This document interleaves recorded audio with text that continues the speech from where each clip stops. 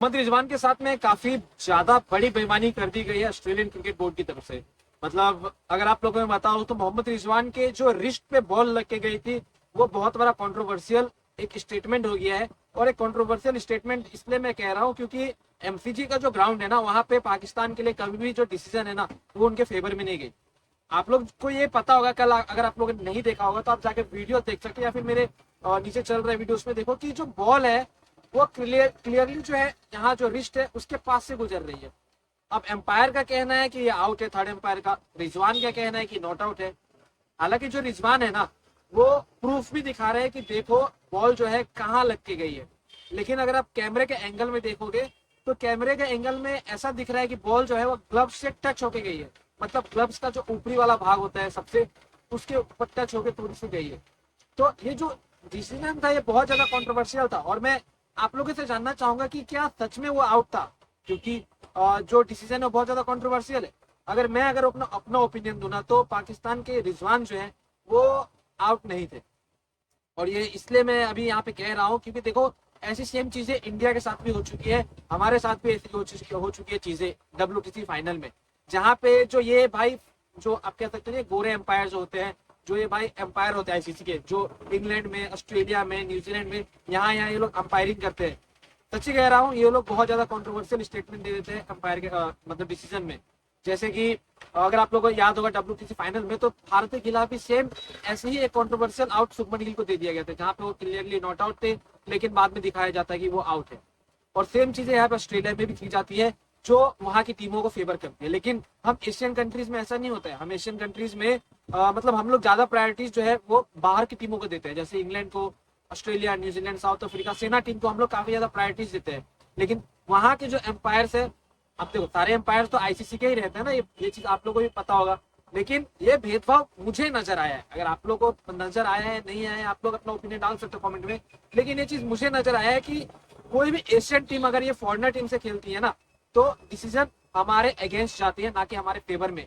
चाहे थोड़ी भी यहाँ पे कंट्रोवर्शियल चीजें आ जाए तो ये जो डिसीजन है ना थर्ड एम्पायर वाला, ये चली जाती है हमारी ऑपोजिशन की टीम पे। अब इसमें आप लोग में से बहुत सारे लोग बोलोगे कि भैया ऐसा थोड़ी होता है, ये तो आईसीसी के एम्पायर होते हैं। होता है मेरे दोस्त, होता है, क्योंकि बहुत सारे मैचेस में हुआ है ऐसा। और ये चीजें आप लोग नोटिस नहीं करते हो, मैं बहुत ज्यादा नोटिस करता हूँ कि जो ये गोरे एम्पायर होते हैं बहुत ज्यादा कंट्रोवर्शियल स्टेटमेंट होता है। अगर आपको याद होगा तो हाल ही में ऑस्ट्रेलिया और इंडिया का सीरीज हुआ था जिनमें जो रवि बिश्नोई के 3-4 बॉल पे एलबीडब्ल्यू आउट थे, लेकिन आउट नहीं दिया गया था एम्पायर की तरफ से। और इंडिया के प्लेयर थोड़ा भी लगने से, जैसे रिंकू सिंह के पैरों में बॉल लग के बाहर जा रही है लेकिन उसको आउट दे दिया गया था। तो ये डिफरेंस है। तो रिजवान जो है वो मेरे ख्याल से आउट नहीं थे। और ये मैं इसलिए कह रहा हूँ क्योंकि हमें जो है ना इन चीजों के ऊपर आवाज उठानी है, जितने पाकिस्तानी फैंस हो, इंडियन फैंस हो। देखो मेरा आपका फड्डा है, हम लोग का फड्डा है, लेकिन ये जो बेईमानी की जाती है टीमों की तरफ से, ये बेईमानी की जाती है भाई यहाँ पे एम्पायरों की तरफ से, ये चीज बंद होनी चाहिए। क्योंकि क्रिकेट में आप चाहते हो कि हर चीज फेयर हो। और अगर आपको पता होगा तो ऑस्ट्रेलिया को काफी ज्यादा फेवर किया जाता है अंपायर की तरफ से, चाहे वो इंग्लैंड और ऑस्ट्रेलिया के मैचेस में भी ऑस्ट्रेलिया को बहुत ज्यादा फेवर किया जाता है। और ये चीजें मैंने नोटिस करना स्टार्ट किया WTC फाइनल 2023 में, इस साल ही जब WTC फाइनल हुआ उनमें बहुत सारे जो ऐसे डिसीजन थे जहां पे हमारे प्लेयर आउट नहीं थे लेकिन हमारे प्लेयरों को आउट दे दिया गया। और सेम चीजें यहाँ पे एमसीजे में मोहम्मद रिजवान के साथ हुआ, जबकि मोहम्मद रिजवान एम्पायर को क्लियरली दिखा रहे हैं कि बॉल, अब देखो बॉल यहाँ पे जो उसकी रिस्ट पे व्हाइट जो मार्क आया वो बॉल की लगी हुई मिट्टी का मार्क आया मोहम्मद रिजवान के रिस्ट पे। तो अंपायर अब बिलीव ही नहीं कर रहा है कि बॉल की मिट्टी जो है वो रिस्ट पे लगी है। और वहीं से गेम जो है वो पाकिस्तान के लिए पलट गया। आप लोगों को पता हो अगर रिजवान होता तो मैच कहीं कुछ और चला जाता। और 219 रन के आसपास में वो लोग 6 विकेट थे आसपास, और ज्यादा रन नहीं चाहिए था, 79-80 के आसपास में रन चाहिए था पाकिस्तान को। तो हो सकता था ऑस्ट्रेलियन टीम हार जाए। लेकिन ऑस्ट्रेलिया जो है वो अपना, आप कह सकते हो स्ट्रिक्ट खिताब बचाने के लिए ये सब डिसीजन दिया या फिर कुछ ऐसा। लेकिन ये बहुत कंट्रोवर्शियल डिसीजन था जिसको लेके जो फैंस है वो काफी ज्यादा नाराज है। और जो फैंस है वो कह रहे हैं कि वो आउट नहीं है, तो अंपायर को भी मानना चाहिए तो वो आउट नहीं है, क्योंकि कभी भी प्लेयर जो है ना वो झूठ नहीं कहते। और रिजवान की एक चीज मुझे ठीक क्या लगती है कि रिजवान हमेशा जो है वो मतलब ऐसे बेईमानी की नहीं, अगर वो आउट होता है थोड़ा भी तो खुद निकल जाता है वहां से। लेकिन कल शायद से वो आउट नहीं था ऐसा मुझे लगता है, और अंपायर की गलत डिसीजन की वजह से पाकिस्तान टीम हारी।